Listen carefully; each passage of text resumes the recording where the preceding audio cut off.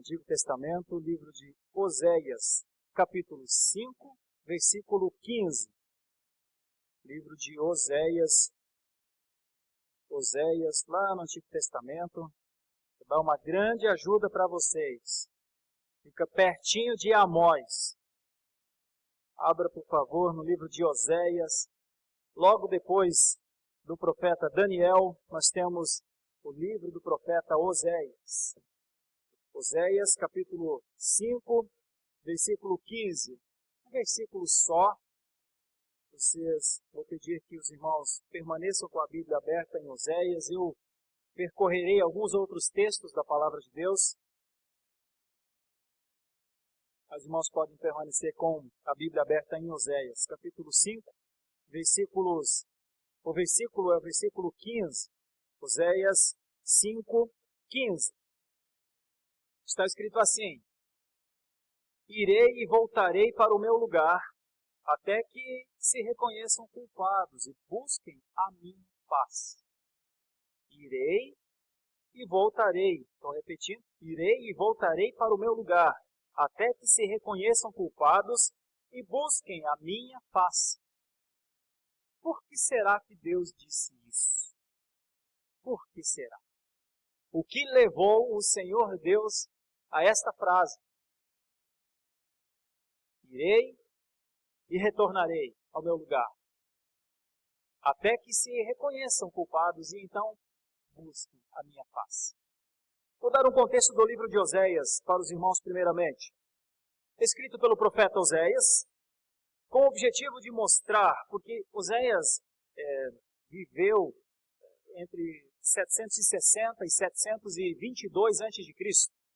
Isso é muito tempo. Isso é tempo em que ainda existiam os dois reinos, o reino do norte e o reino do sul. Logo depois de Davi ser rei, de Salomão ser rei, os reinos se dividiram depois de Salomão, reino do norte e reino do sul. 10 tribos no norte e 2 tribos e meia no sul. Então as 12 tribos estavam divididas, mas os dois reinos ainda estavam lá. A destruição do primeiro reino, que é o reino do norte, que é o reino para quem Oséias está profetizando, acontece exatamente em 722. Então Oséias está profetizando dentro deste reino, o reino do norte, e ele está querendo dizer ao povo que há um julgamento divino e que este julgamento divino seria uma derrota muito grande, seria a destruição da nação mesmo. E, ao mesmo tempo, Oséias aponta para o futuro. Aponta para o presente e aponta para o futuro. Apontando para o presente, ele diz: estamos com problemas com Deus. No que tem a ver com o futuro, ele diz: mas Deus resolverá o nosso problema. Temos uma dificuldade, há uma contenda no nosso relacionamento com Deus. E não há como escapar disso. Contudo, há um futuro muito promissor do próprio Deus. No contexto de Oséias, Deus fará algo em nosso favor e ele vai falando isso então mais para frente. Algumas verdades do livro de Oséias. Deus é como, usando uma analogia, usando uma espécie de metáfora, Deus é como um homem que zela pela sua esposa. Nesse sentido, Deus é como um marido ciumento e o seu povo é a sua esposa. Ao mesmo tempo, uma outra verdade fundamental de Oséias, que Deus demonstra grande bondade para com o seu povo, mas o seu povo se volta contra ele. Estranho. Uma outra ideia fundamental do livro de Oséias é que Deus não está com os olhos fechados para as violações do povo. Por mais que muitas vezes o povo pense, Deus não está vendo. Estou falando e vou falar muito do tempo, do texto, do contexto, e só no final vou fazer uma aplicação para nós. O que nós podemos aprender com essa situação toda? Porque Deus promete punição às violações. Outra verdade fundamental em Oséias é que, apesar das violações da aliança com o Senhor, Deus não abandona este povo completamente. Ao contrário, restaurará este povo para que ele possa, sim, viver um dia com ele e com as bênçãos dessa aliança. Isso é a ideia de Oséias. Então, Oséias escreve este livro. Nós temos várias analogias no livro. Uma das maiores, talvez, no livro de Oséias, é o do relacionamento conjugal do próprio Oséias com sua esposa Gomer, simbolizando o relacionamento de Deus com a igreja. Isso é o pano de fundo de Oséias, apenas para pensarmos um pouco. Aí, podemos pensar então no capítulo 5, no versículo 15. Irei e voltarei para o meu lugar até que se reconheçam culpados e busquem a minha face. Meus irmãos, no livro de Oséias, se você quiser, abra no capítulo 2, nos versículos 14 para frente. 2, 14. Você vai perceber aí um ideal de comunhão. E a fé como uma analogia, usando a analogia do amor conjugal. Há um ideal de Deus para com o seu povo. Capítulo 2, versículo 14 para frente, até o 23, diz assim: portanto, eis que eu a atrairei e a levarei para o deserto e lhe falarei ao coração. E lhe darei dali as suas vinhas e o vale de Acor por porta de esperança. Será ela obsequiosa como nos dias da sua mocidade e como no dia em que subiu da terra do Egito.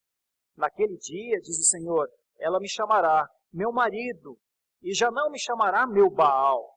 Da sua boca tirarei os nomes dos Baalins e não mais se lembrará desses nomes. Naquele dia, farei a favor dela aliança com as bestas feras do campo e com as aves do céu e com os répteis da terra e tirarei desta o arco e a espada e a guerra e farei o meu povo repousar em segurança. Desposar-te-ei comigo para sempre. Desposar-te-ei comigo em justiça e em juízo e em benignidade e em misericórdia. Desposar-te-ei comigo em fidelidade e conhecerás ao Senhor. Estou falando que é um ideal de comunhão, fé com a analogia de amor conjugal de Deus com a sua igreja. Veja ainda o versículo 21. Naquele dia, eu serei obsequioso, diz o Senhor, obsequioso aos céus e estes à terra, obsequiosa ao trigo e ao vinho e ao óleo, e estes a Jezreel. Semearei Israel para mim na terra, e compadecer-me-ei da desfavorecida, e a não meu povo direi, tu és meu povo. Ele dirá, tu és o meu Deus. É um ideal de Deus, de um relacionamento muito intenso de Deus realmente com a sua igreja. Mas por que então ele está dizendo lá no capítulo 5, versículo 15, eu irei e retornarei ao meu lugar. E quando se reconhecerem culpados, então buscarão a minha face. O que aconteceu? Por que este recolhimento de Deus, que é a primeira ideia que eu vou trabalhar dentro dessa meditação com o nome até que haja arrependimento? Parece que Deus diz, até que haja arrependimento, eu me recolherei. Será que Deus diz isso? O que é o recolher-se de Deus da sua igreja? Como entender isso? Como entender o recolhimento de Deus se aprendemos tão claramente a doutrina da onipresença de Deus? Deus está em todos os lugares, na verdade. E está. Deus é Espírito, onipresente, onisciente e onipotente. Como o Deus onipresente, onisciente e onipotente olha para o seu povo e diz, vou me retirar, irei e retornarei ao meu lugar. O que será que isso quer dizer? O que é esse recolhimento de Deus? Deixa eu apontar apenas algumas ideias iniciais. O irmão e a irmã sabem do texto bíblico que diz que o pecado faz separação entre o homem e Deus, não é verdade? Se o pecado faz a separação entre o homem e Deus, então quer dizer que um homem ou um povo que abre mão da santidade, que nega a santidade, que diz ela não é importante para mim, que diz a adoração não é tão necessária, uma pessoa ou um povo que entende a reter o seu culto, não entregar a sua vida em culto ao Senhor, e ao mesmo tempo que alguém que retém a sua adoração ao Senhor, busca ou cultuar-se a si, ou se satisfazer em outras coisas que não sejam o Senhor, a tendência lá no fim é a da separação de Deus. Um homem em pecado, sem comunhão com Deus, sem aliança com Deus, naturalmente está separado de Deus. E como era o contexto de Oséias? Por que Deus está dizendo, não dá para a gente conviver? Veja no capítulo 4, dos versículos 1 a 13. É uma das passagens, irmãos e irmãs, mais dolorosas das Escrituras. Eu vou ler. Ouvi a palavra do Senhor, vós filhos de Israel, porque o Senhor tem uma contenda com os habitantes da terra, porque nela não há verdade, nem amor, nem conhecimento de Deus. O que só prevalece é perjurar, mentir, matar, furtar e adulterar, e arrombamentos e homicídios sobre homicídios. Por isso, a terra está de luto, e todo o que mora nela desfalece. Com os animais do campo e com as aves do céu, até os peixes do mar perecem. Todavia, ninguém contenda, ninguém repreenda, porque o teu povo é como os sacerdotes aos quais acusa. Por isso tropeçarás de dia, e o profeta contigo tropeçará de noite, e destruirei a tua mãe. O meu povo está sendo destruído porque lhe falta o conhecimento. Porque tu, sacerdote, rejeitaste o conhecimento, também eu te rejeitarei, para que não sejas sacerdote diante de mim, visto que te esqueceste da lei do teu Deus, também eu me esquecerei dos teus filhos. Quanto mais estes se multiplicaram, tanto mais contra mim pecaram. Eu mudarei a sua honra em vergonha. Alimentam-se do pecado do meu povo, e da maldade dele tem desejo ardente. Por isso, como é o povo, assim é o sacerdote, castigá-lo-ei pelo seu procedimento, e lhe darei o pago das suas obras. Comerão, mas não se fartarão, entregar-se-ão à sensualidade, mas não se multiplicarão, porque ao Senhor deixaram de adorar. 11. A sensualidade, o vinho e o mosto tiram o entendimento. O meu povo consulta o seu pedaço de madeira, a sua vara lhe dá resposta, porque um espírito de prostituição os enganou. Eles, prostituindo-se, abandonaram seu Deus. Sacrificam sobre o cimo dos montes, queimam incenso sobre os outeiros, debaixo do carvalho, dos choupos e dos terebintos, porque é boa a sua sombra. Por isso vossas filhas se prostituem e as vossas noras adulteram. Meus irmãos, o capítulo 4 inteiro de Oséias vai dizer que Deus está chamando o seu povo com uma intimação mesmo, a expressão ouvir é uma expressão forense, é um convite a uma análise de vida. E o que o Senhor tem contra os sacerdotes, depois do capítulo 5, dos versículos 1 até o versículo 7, é contra os sacerdotes, contra o povo, contra os príncipes. Qual é a acusação de Deus? A acusação de Deus é uma, chama-se prostituição religiosa. Sabe por que Deus diz, irei e retornarei ao meu lugar? Sabe por que o Senhor diz, eu tenho uma ação judicial contra Israel? Sabe por que ele diz, o relacionamento nosso foi violado? Porque ele diz, houve prostituição religiosa no nosso relacionamento. O grande problema de Israel era a prostituição religiosa. A prostituição religiosa queria dizer a infidelidade com Deus.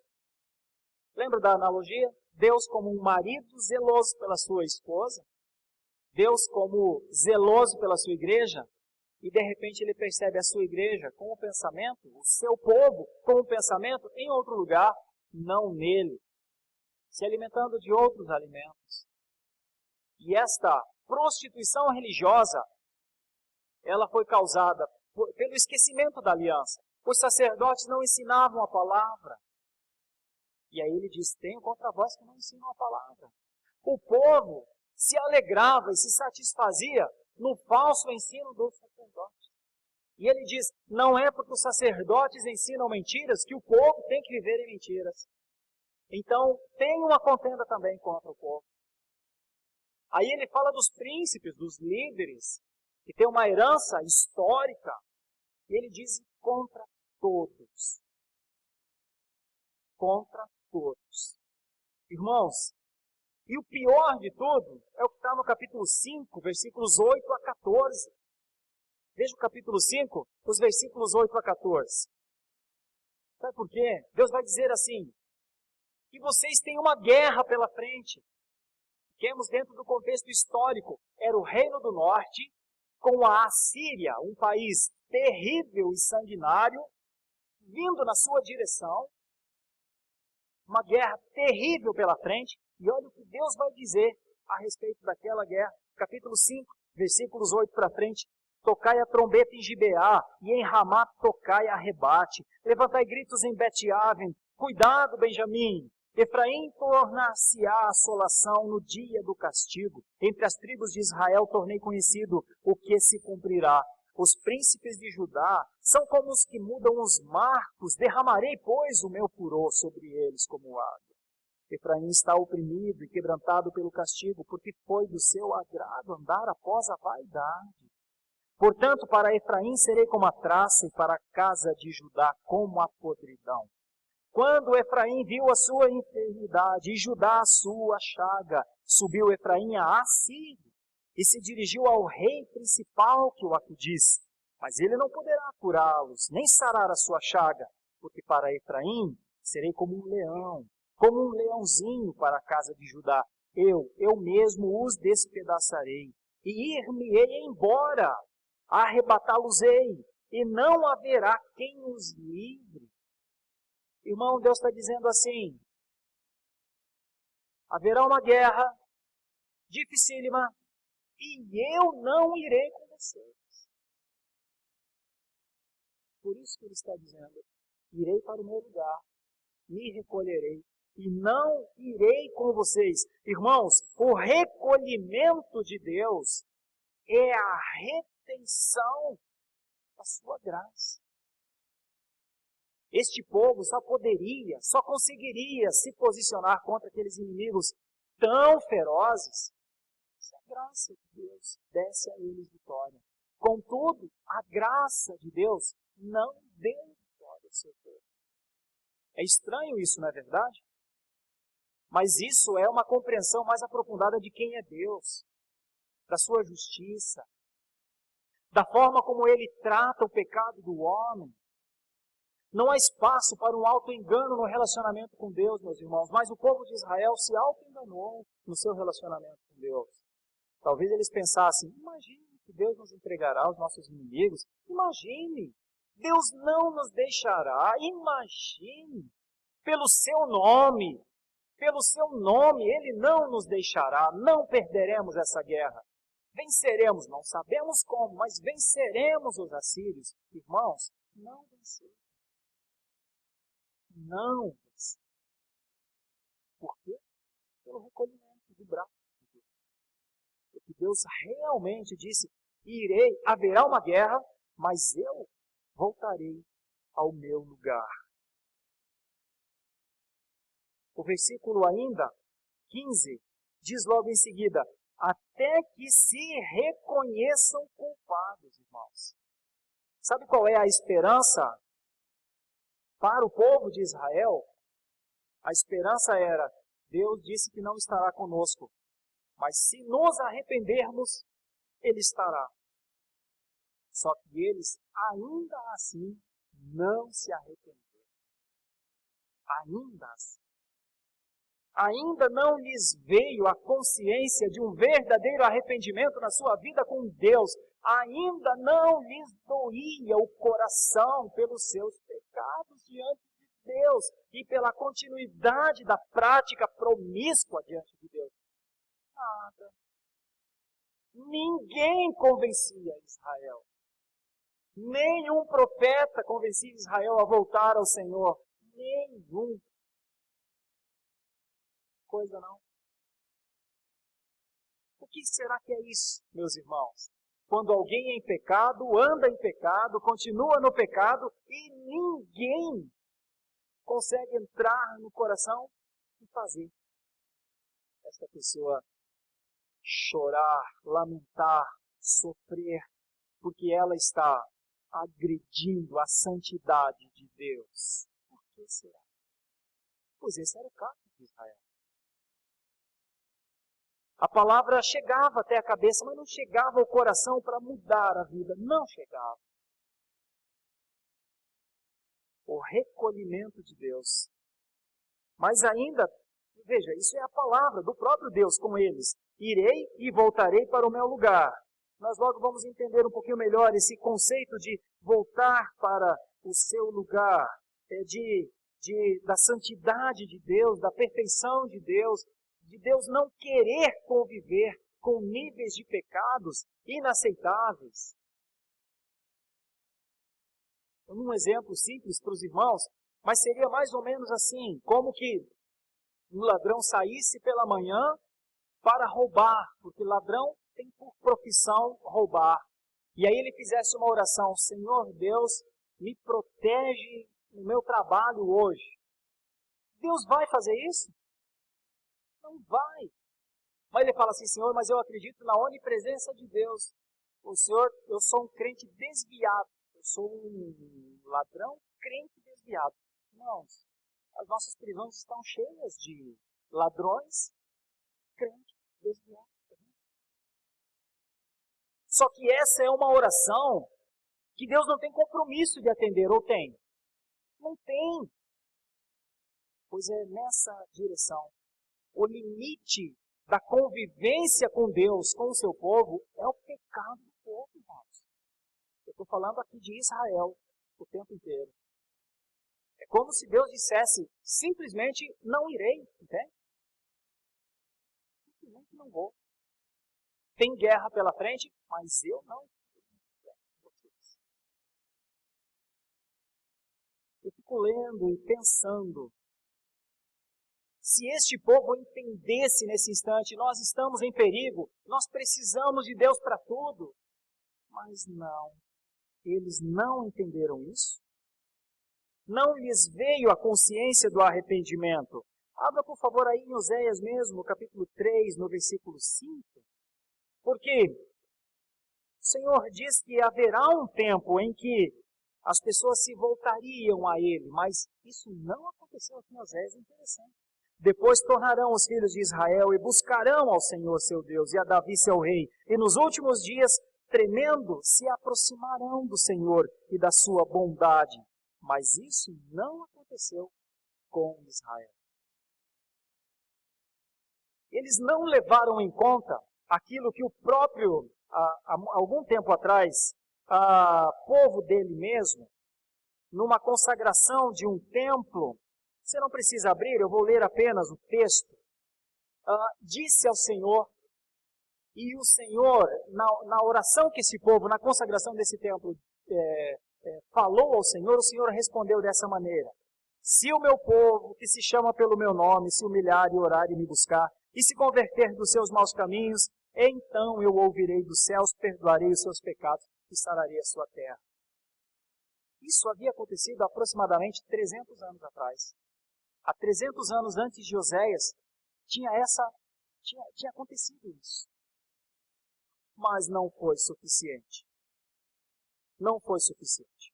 A consciência do arrependimento, meus irmãos, é o resultado do entendimento de dependência. Só se arrepende dos seus pecados quem realmente entende que depende da graça de Deus.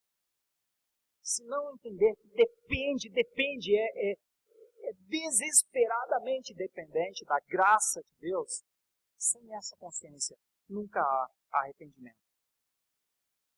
O verdadeiro arrependimento, meus irmãos, a consciência do arrependimento é algo que nos leva, no primeiro momento, para uma tristeza profunda e logo depois para uma alegria muito grande. Veja o que Charles Spurgeon, comentando o texto da palavra de Deus, que é Marcos 1,15, quando Jesus disse, arrependei-vos e crede no Evangelho, é a primeira palavra de Jesus, a primeira palavra do ministério de Jesus. Isso também está narrado em Mateus 4,17. Spurgeon, comentando este versículo, disse que visitou uma pessoa num hospital. Era um antigo cristão. E lá no seu leito de enfermidade, ele faz essa oração. O doente, ele diz assim, Senhor, em arrependimento, faz-me descer tão baixo como o inferno, mas em fé, ergue-me tão alto como o céu. Irmãos, aqui não dá para contemplar as grandiosidades do céu sem antes compreender que o nosso pecado nos leva ao inferno. Quem não acha que os seus pecados o levam ao inferno, jamais chorará por eles, jamais sofrerá por eles, jamais doerá nos seus corações. Quem realmente não crê que os seus pecados são o problema que essa pessoa tem com Deus, como era o caso de Israel. Israel não achava que os seus pecados configuravam-se um problema tão grande com Deus, entende? E por isso eles adoravam a Baal, por isso eles adoravam os Baalins, por isso eles praticavam orgias cultuais. O livro de Osés está cheio dessas histórias. Mas para eles, Deus era bom. Deus era amor. E então, eram pequenos deslizes apenas. Alguma coisinha errada, uma coisinha errada só que eu fiz. Sem perceber a dimensão do que Deus esperava deles. Meu Deus, será que é tão difícil compreender que Deus espera adoração, que Deus espera o culto, que Deus espera a fidelidade? Por que é tão difícil? Deus para Israel era muito difícil. Mas não é só aqui em Oséias.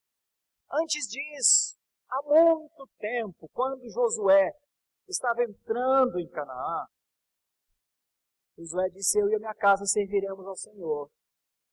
E vocês? Quem vocês servirão? E eles disseram, também serviremos ao Senhor, porque Josué tinha dito, vocês servirão aos deuses do Egito, de onde vocês vieram? Ou vocês servirão a esses deuses que vocês conhecerão agora na Terra Nova? Porque eu e a minha casa é o Senhor que nós adoraremos e serviremos. Serviremos é a palavra. Aí eles disseram, nós também serviremos ao Senhor. Só que Josué disse, mas não vai dar.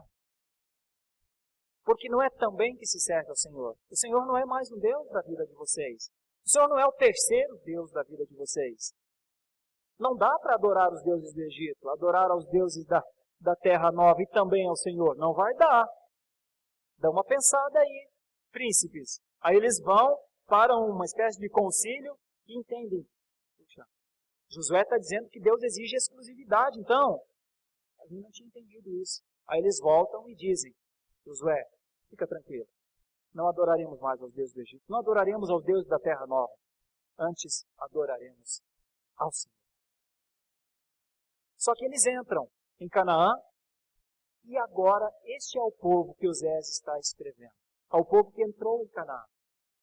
Que disse que serviria ao Senhor. Que disse que não serviria aos Baalins. Que disse que não serviria aos deuses da fertilidade e às inúmeras divindades criadas. Então é a este povo que Oséias está escrevendo.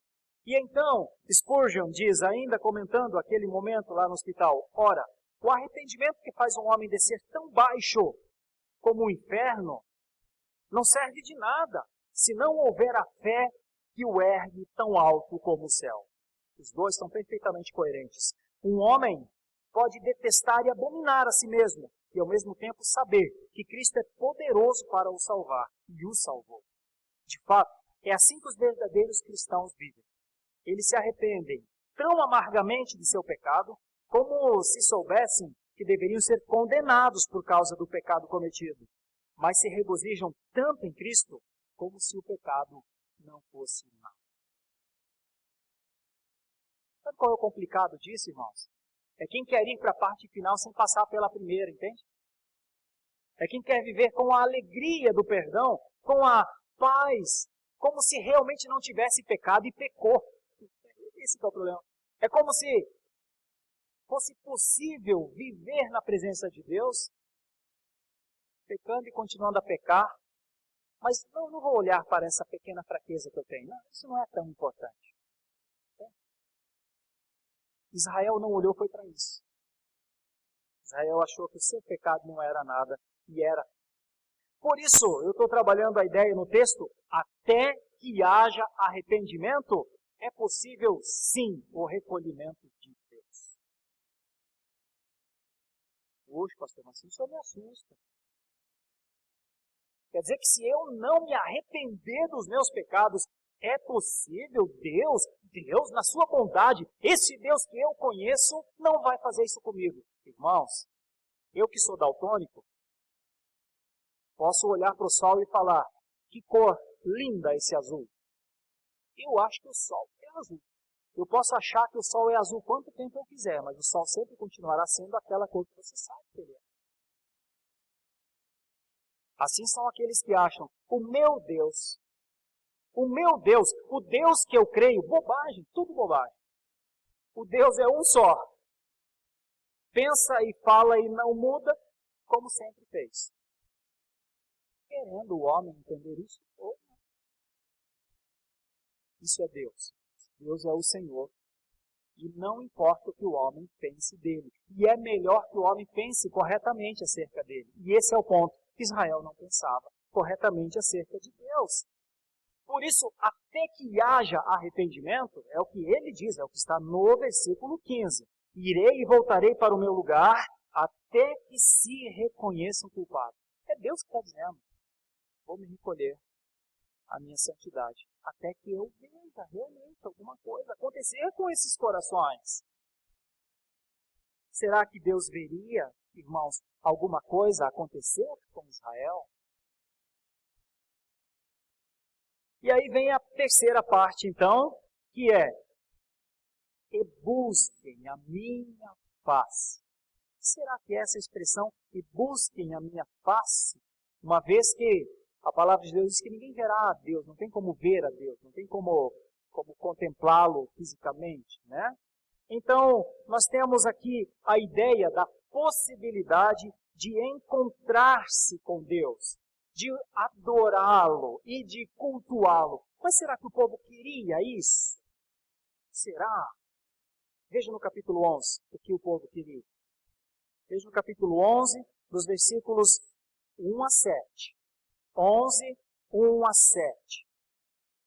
Quando Israel era menino, eu o amei, e do Egito chamei meu filho. Quanto mais eu os chamava, tanto mais saíam da minha presença. Sacrificavam a Baalins e queimavam incenso às imagens de escultura. Todavia, eu ensinei a andar a Efraim, tomei-os nos meus braços, mas não atinaram que eu os curava.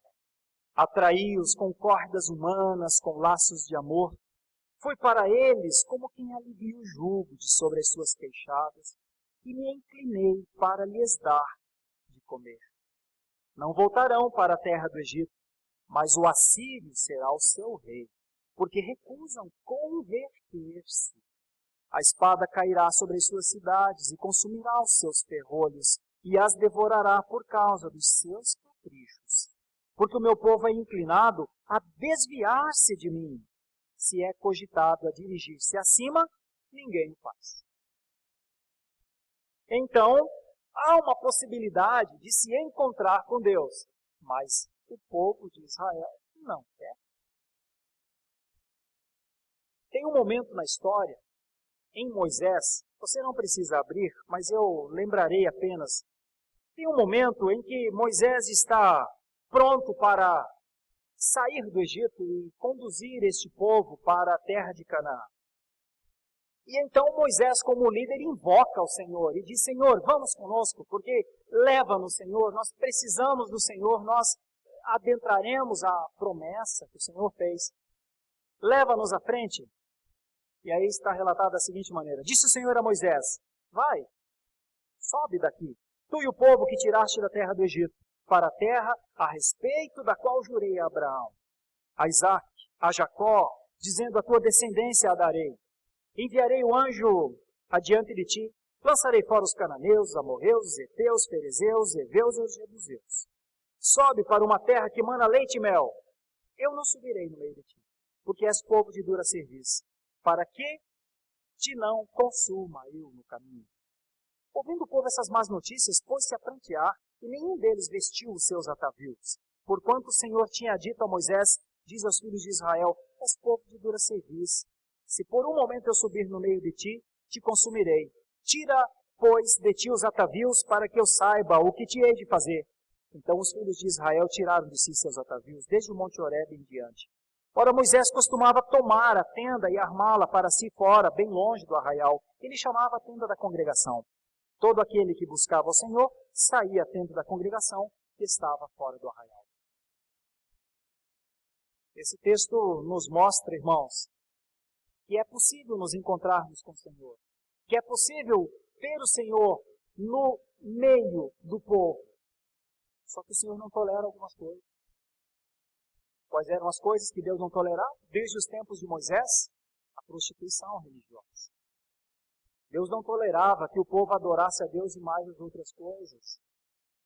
Deus não tolerava que o povo se dividisse e agisse como uma esposa infiel, que ama o seu marido num momento, mas que o seu olhar se desvia para a beleza de outro que passa atrás do seu marido, por exemplo.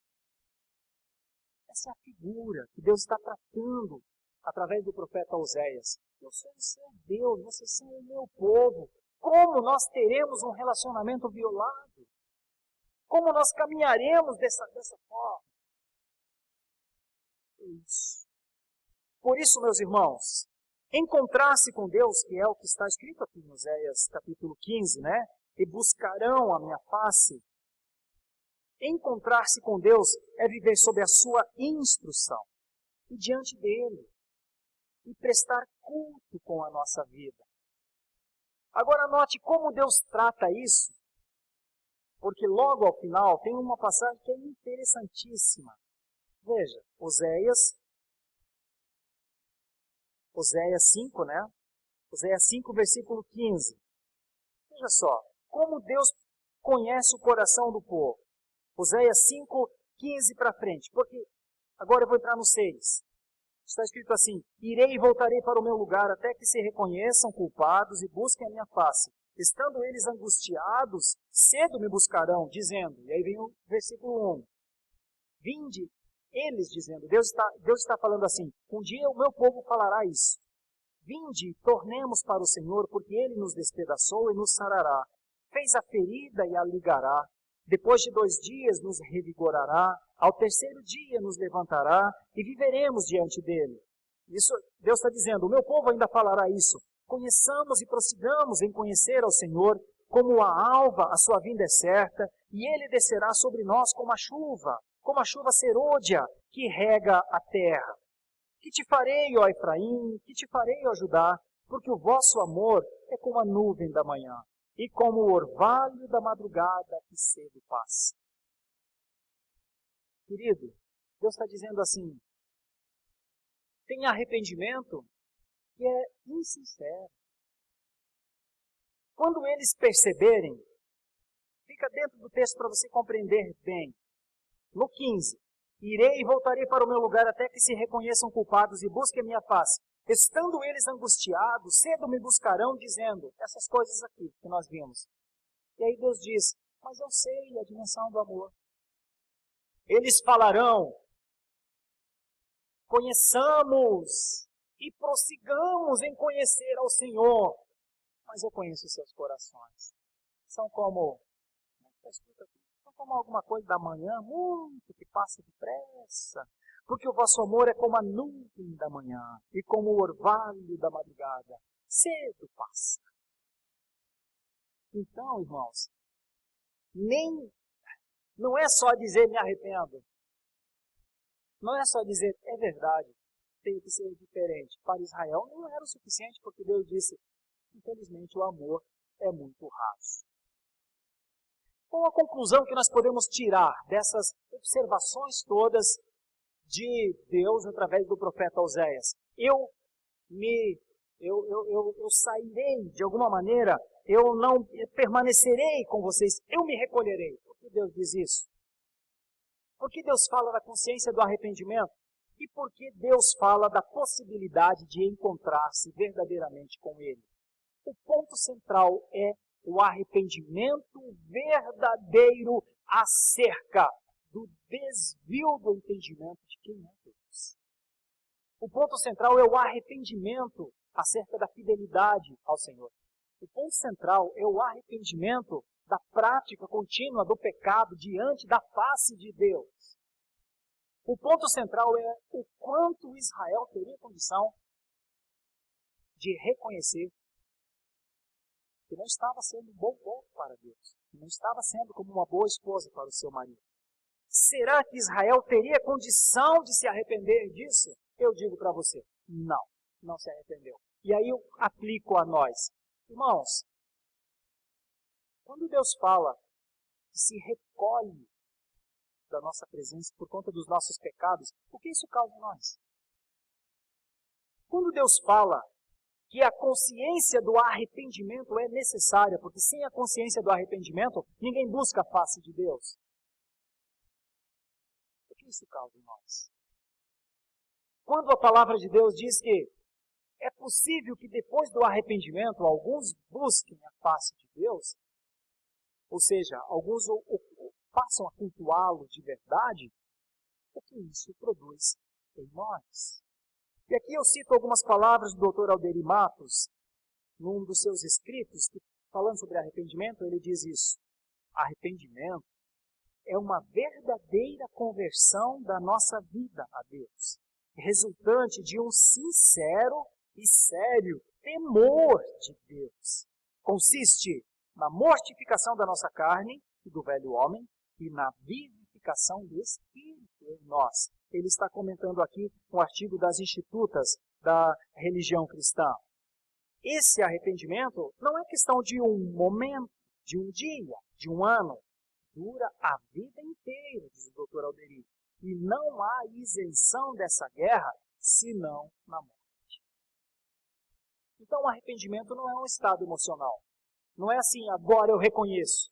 Não. Arrependimento é conforme diz aqui o Dr. Alderi. Consiste numa mortificação diária da carne, numa vivificação diária do espírito e na compreensão que isso é pela nossa vida inteira. Em outras palavras, irmãos, o cristão tem que ser arrependido sempre. O cristão constantemente olha para o seu pecado e se arrepende. Constantemente olha para a sua vida e lamenta. Constantemente vai ao inferno pelos seus pecados, na ideia de vai ao fundo do poço e imediatamente busca em Jesus Cristo o perdão para que possa ser elevado ao céu. Mas ninguém vai ao céu sem morrer com Cristo na cruz, ninguém vai ao céu sem entender as consequências do seu pecado que o levam ao inferno. Ninguém chega lá por algum atalho que não seja. Entendimento dessas coisas. Israel não teve. Nós temos. Nós temos. Eu vou ler ainda Oséias, no capítulo 14, nos versículos 1 a 9, como conclusão, porque é o chamado final de Oséias. Depois disso, Oséias não dirá mais nada. O que disse, disse. O que foi entendido, foi entendido. O que não foi entendido, não foi entendido. E não tem outra forma, eu tenho que fazer a mesma coisa. Estou trabalhando Oséias praticamente inteiro nessa pregação, mas pegando esses tópicos bem especiais acerca do relacionamento de Deus com o seu povo. São palavras bonitas, irmãos, de um Deus que realmente faz coisas pelos seus. Assim, impressionante. Volta, ó Israel, para o Senhor teu Deus, porque pelos teus pecados estás caído. Tende convosco palavras de arrependimento e convertei-vos ao Senhor. Dizei-lhe, perdoa toda iniquidade, aceita o que é bom, em vez de novilhos os sacrifícios dos nossos lábios. A Assíria já não nos salvará, não iremos montados em cavalos, e não mais diremos a obra das nossas mãos, tu és o nosso Deus. Por ti o órfão alcançará misericórdia.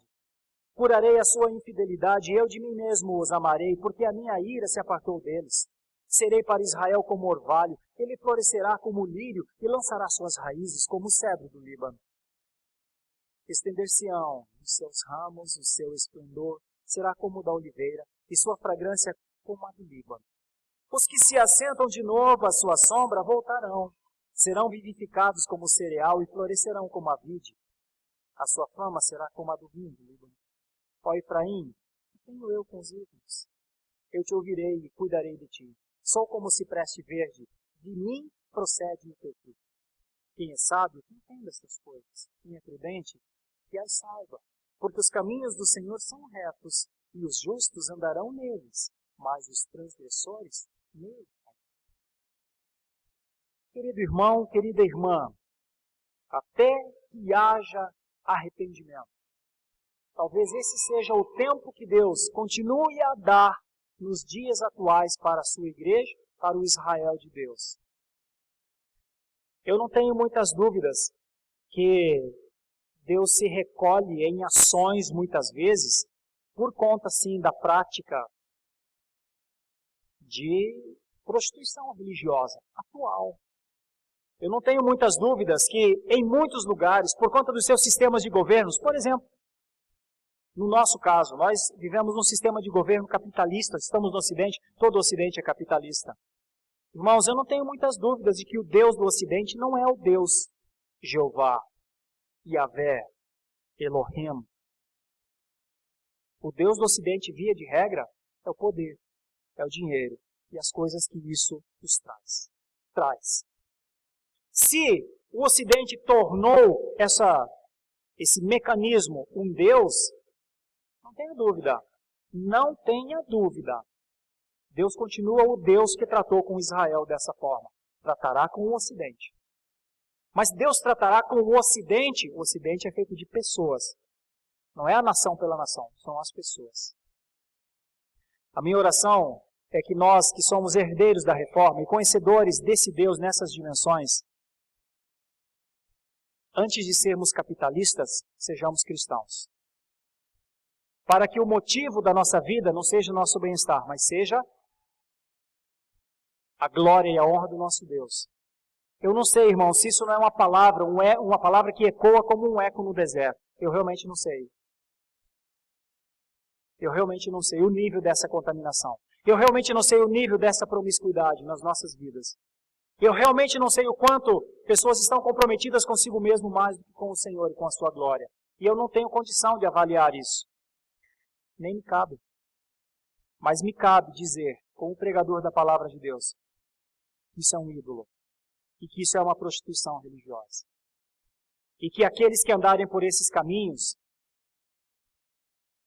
possivelmente experimentarão coisas que não esperam. Então, irmãos, não troquemos o nosso Deus, porque Ele é este Deus aqui. Até que haja arrependimento. O significado disso é que é possível se arrepender. É possível voltar ao Senhor, porque Osés termina o livro dizendo: a este povo, que a história mostra que não se arrependeu, Osés termina o livro dizendo: pelo amor de Deus, vão voltar para o Senhor. Mas lá atrás esse povo não voltou. A minha pergunta seria: o Ocidente voltaria hoje? O Ocidente largaria os seus sonhos hoje? O seu futuro, o seu bem-estar, os seus sonhos para os seus filhos? Será? Eu não sei. Cabe dizer que a igreja não vive sob regimes. A igreja vive num sistema teocrático. A igreja vive num regime que não é nem democrático, nem ditadura, nem socialismo, nem nada. A igreja é um grupo de pessoas que vive sob a direção de Deus, que na pessoa do Senhor Jesus Cristo tem um profeta, um sacerdote e um rei.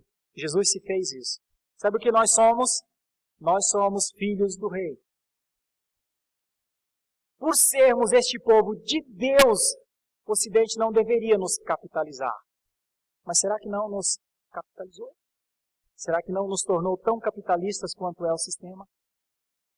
Pensa nisso. Pensemos juntos. Sabe por quê? Porque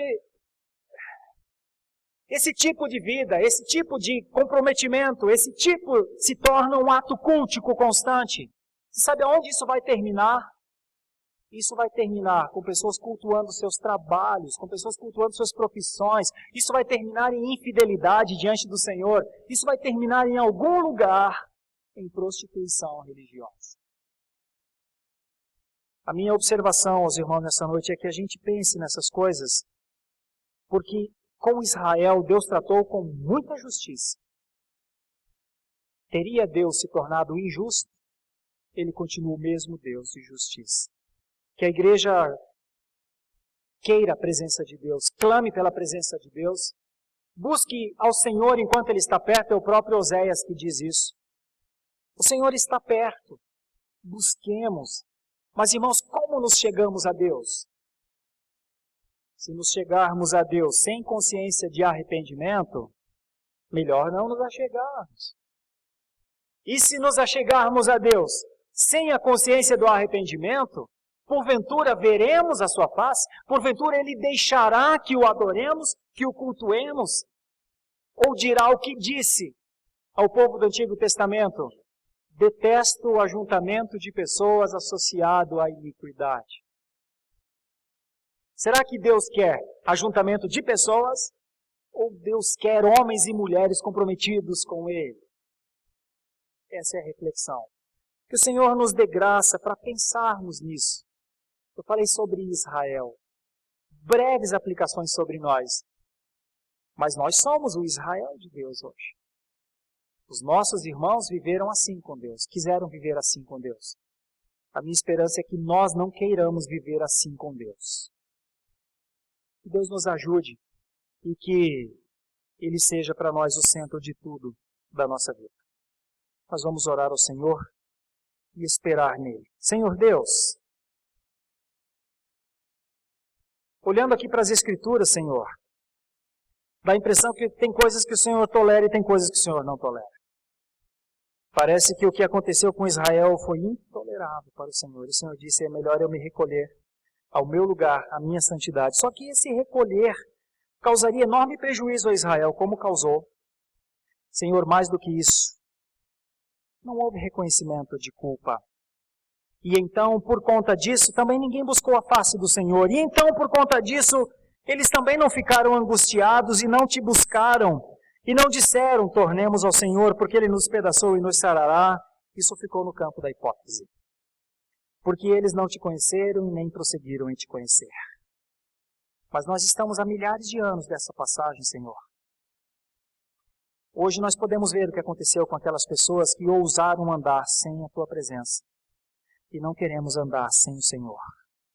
A minha oração é que esse ponto tão negativo na vida do povo de Israel, narrado aqui por Oséias, seja para nós ponto positivo, para a nossa vida espiritual, para o crescimento na fé, para a adoração verdadeira, para o arrependimento verdadeiro pelos nossos pecados, para a entrega das nossas vidas ao Senhor, para que possamos demonstrar ao Senhor hoje mais amor do que este povo que o Senhor disse, eu conheço o amor de vocês, é como nuvem da manhã, como orvalho da madrugada, passa cedo, passa logo, eu não confio no amor de vocês. Senhor, ajuda-nos a viver a experiência do amor ao Senhor, porque há uma instrução bíblica para isso. Amarás o Senhor teu Deus de todo o teu coração e de toda a tua alma, e ao teu próximo como a ti mesmo. Ora, como estamos fazendo isso? A minha oração é que o Senhor nos dê graça para fazermos isso, para que a fé seja aumentada constantemente. Oramos assim, esperando, claro, unicamente na graça do Senhor, mas querendo ter a oportunidade para pôr em prática a graça do Senhor. Ajuda-nos, Senhor, como Igreja Presbiteriana de Santo Amaro, como denominação reformada, ajuda a nossa denominação neste país a não nos corrompermos para não sermos acusados também de prostituição espiritual. Ajuda-nos, Senhor, nas nossas fraquezas, levanta-nos quando os nossos joelhos se dobram. Ajuda-nos, Senhor, quando perdemos o foco da santidade do Senhor. Ajuda-nos, Senhor, quando já nos esquecemos de pedir perdão pelos nossos pecados. da consciência. Faz com que vivamos uma fé sóbria, como já cantamos nessa noite. Por isso nós oramos, esperando, claro, no Senhor, sempre no Senhor, no nome do nosso Redentor, o Senhor Jesus. Amém.